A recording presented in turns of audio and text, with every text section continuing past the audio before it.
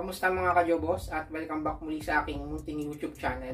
At for today's vlog mga kajobos ay may i-share ako sa inyong isang program para sa bicep. Yan. So sa mga nahihirapang magpalaki ng kanilang mga bicep ay baka makatulong sa inyo yung program ko na to. Bali nga pala mga kajobos, ang tawag sa program ito is isometric bicep curl or static bicep curl.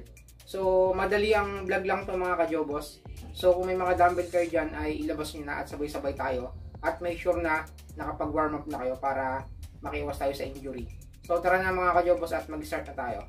So bali nga pala mga kajobos, ang gagamitin kong dumbbell is lightweight lang. So mag-concentrate lang tayo sa isometric hold. So gagawin ko siyang 4 set.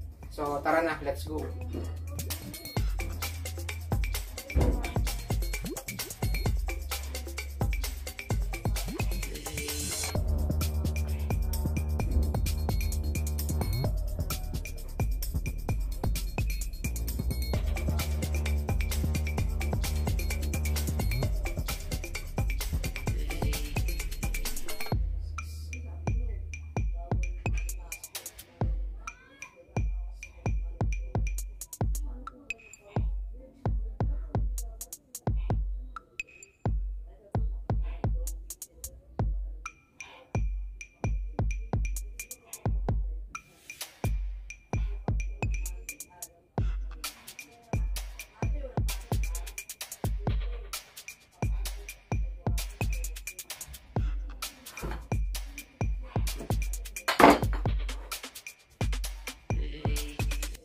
So yun mga kajobos, bali pang second set ko na to. Bali gagawin ko nga pala siyang 12 to 15 reps lang is okay na. So pangalawang set na to.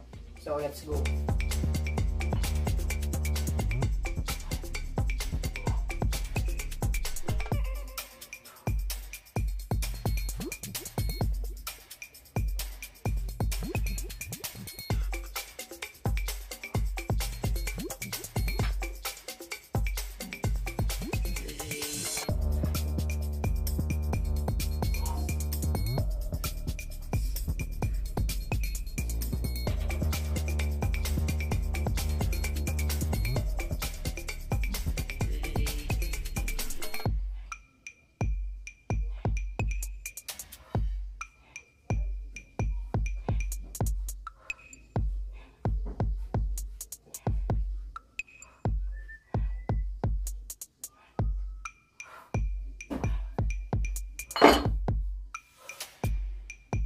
Okay mga kajobos, bali pang third set na to.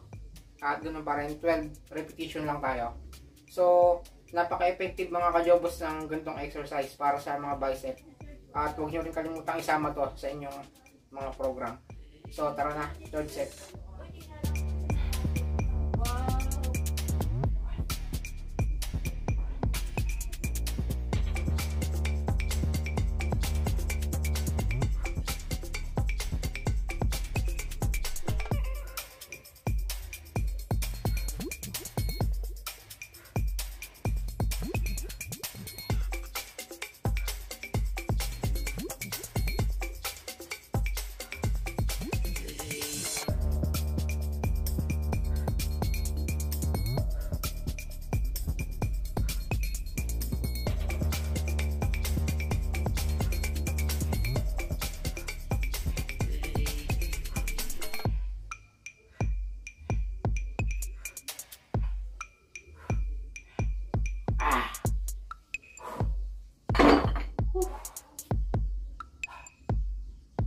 Okay mga kajobos, bali pang 4 set ko na to.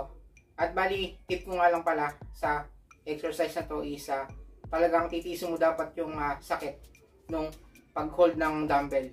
So sa pag-hold ng dumbbell, so dyan talaga napupunit yung ating mga muscle fiber. So talagang mag-expand yung ating muscle.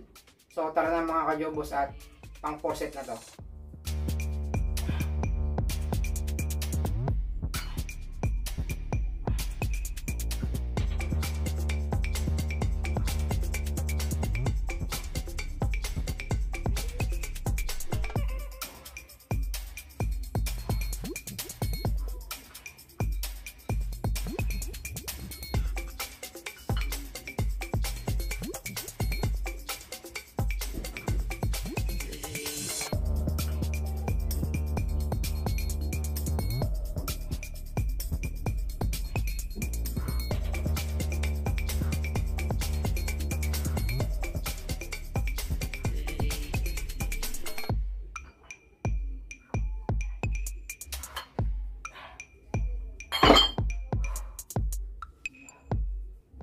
Alright mga kajobos, bali hanggang dito na lang muna ulit yung simpleng vlog na to.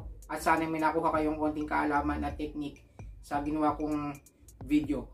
At kita-kits po tayo sa next upload mga kajobos. Mag-ingat po kayong lahat. At sa mga hindi pa po nagsusubscribe sa aking YouTube channel, please click the subscribe button. At ganoon na rin po yung notification bell button para kayo po ang unang ma-update kapag may mga bago akong video. So, kita-kits po till next upload mga kajobos. And peace out.